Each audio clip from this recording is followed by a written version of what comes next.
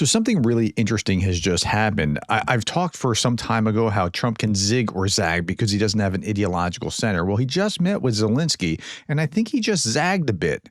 Now, it's not a huge zag, but it's still worth noting. So let's see what's happened here. Let's go back just a little bit. There was an article in the New York Times how Trump plays into Putin's hands, from Ukraine to slashing U.S. institutions.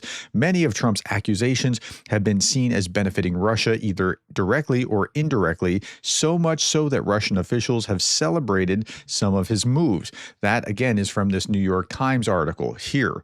Okay, so then Trump is at Pope Francis's funeral. Zelensky's at Pope Francis's funeral. And I'll talk more about this in the three big stories later on.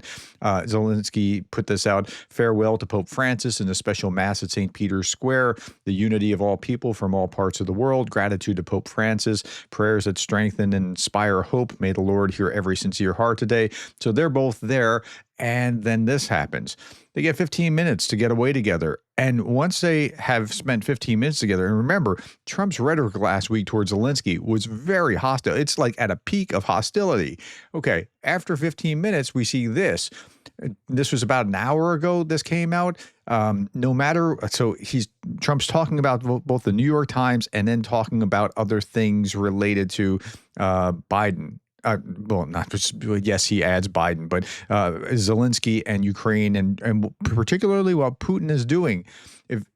He's starting to get the idea that Putin might be playing him. Okay, listen to this. No matter what deal I make with respect to Russia and Ukraine, no matter how good it is, even if it's the greatest deal ever made, the failing New York Times will speak so badly of it. Little Peter Baker, the very biased, untalented writer for the Times, followed his editor's demands and wrote that Ukraine should get back territory, including, I suppose, Crimea and other ridiculous requests, in order to stop the killing that's worse than anything since World War II. So far, it doesn't sound like he's actually changed his tune at all, just bad-mouthing the New York Times, saying, how can he think this? Okay, keep going. Why doesn't his lightweight reporter say that it was Obama who made it possible for Russia to steal Crimea from Ukraine without even a shot being fired?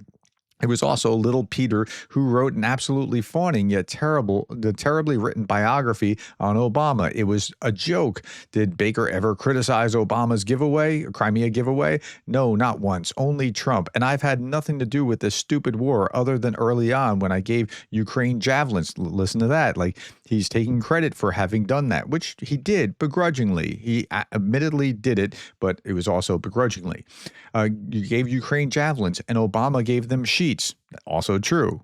Obama only gave some humanitarian aid, and Trump gave those javelins. Again, begrudgingly. This is Sleepy Joe Biden's war, not mine. It was a loser from day one. It should never have happened. It wouldn't have happened if I were president at the time. Okay, everything that you've seen so far sounds just like what you've seen so far. But listen to this. I'm just trying to clean up the mess that was left to me by Obama and Biden, and what a mess it is. Now here's the pivot. With all of that being said, there was no reason for Putin to be shooting missiles into civilian areas. Hard stop. Let's just focus on this. Into civilian areas. That should be issue number one. Before we have any peace, stop killing civilians. Stop killing people while they're sleeping in their own apartments, hundreds of miles from the front lines. Okay. Cities and towns over the past few days, it makes me think that maybe he doesn't want to stop the war. He's just tapping me along and has to be dealt with differently through banking or secondary sanctions. Too many people are dying. Look, this is a big change for Trump's rhetoric. It's not as big as I'd like. It's not like I'm giving X number of missiles to Zelensky and how many F-16s do you want? He's not doing that. But this is a significant rhetorical change for Trump. Let me read this section again, just so you're hearing this. It makes me think that maybe he doesn't want to stop the war. He's just tapping me along and has to be dealt with differently through banking or secondary sanctions. Too many people are dying. For Trump, that's big. Okay. I'll leave you with this, and tell me what you think in the comments below. I mean, maybe he zags and maybe he goes right back to zigging. I don't know, but maybe he's like getting something. Okay. Donald Trump put this out. Hopefully Russia and Ukraine will make a deal this week. Both then this was on April 20th. Hopefully start to do big business with the United States of America, which is thriving and making a fortune.